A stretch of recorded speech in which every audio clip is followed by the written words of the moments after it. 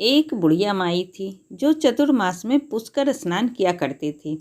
उसके एक बेटा और बहू थे।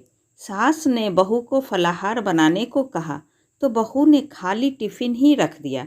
बेटा माँ को पहुँचाने के लिए पुष्कर गया। रास्ते में माँ से बोला, माँ फलाहार कर लो।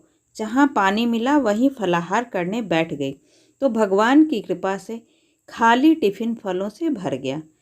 माँ ने फलाहार कर लिया। पुष्कर में माँ के रहने के लिए झोपड़ी बनाकर बेटा वापस घर आ गया। रात्रि में श्रावण मास आया और बोला, बुढ़िया माई दरवाज़ा खोल।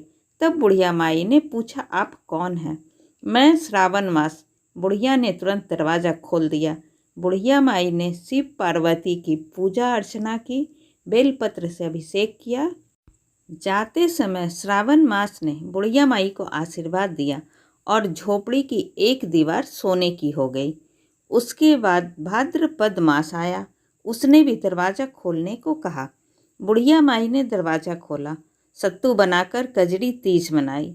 भाद्रपद मास ने बुढ़िया माई को आशीर्वाद दिया और झोपड़ी की दूसरी दीवार भी सोने की हो गई। फिर आश्विन मास आया और उसने भी दरवाज़ा खोलने को कहा। बुढ़िया माई ने दरवाज़ा खोला, पितरों का तर्पण कर ब्राह्मण भोज कराकर श्राद्ध किया। नवरात्रि में माँ दुर्गा को अखंड ज्योति जलाकर प्रसन्न किया। सत्य की विजय दिवस के रूप में बुराई का अंत की खुशी में दशहरा मनाया। आश्विन मास ने जाते समय प्रसन्न होकर तीसरी दीवार भी बहुमूल्य रत्नों से जड़ित कर दी और बुढ़िया माई को सदैव प्रसन्न रहने का आशीर्वाद दिया। इन सब के बाद कार्तिक मास आया। उसने भी दरवाज़ा खोलने को कहा। बुढ़िया माई ने दरवाज़ा खोला, अति प्रसन्न मन से कार्तिक स्नान किया, दीपदान कर दिवाली, गोवर्धन पूजा, भैया दूज, गोपाष्टमी, आंवला नवमी मनाई। कार्तिक मास ने जाते समय आशीर्वाद दिया और झोपड़ी के स्थान पर महल बन गया। बुढ़िया माई गरीबों की सेवा कर भजन कीर्तन में अपना समय व्यतीत करने लगी।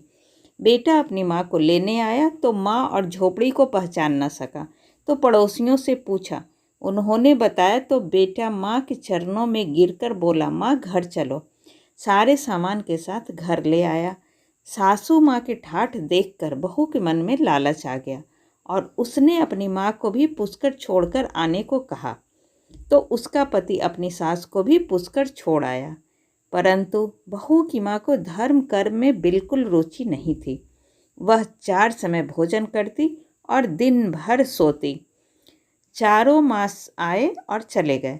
जाते समय झोपड़ी गिर गई और बहू की माँ गधी की योनि में चली गई। क्योंकि औरत लक्ष्मी का रूप होती है और लक्ष्मी की तरह चंचल होना चाहिए।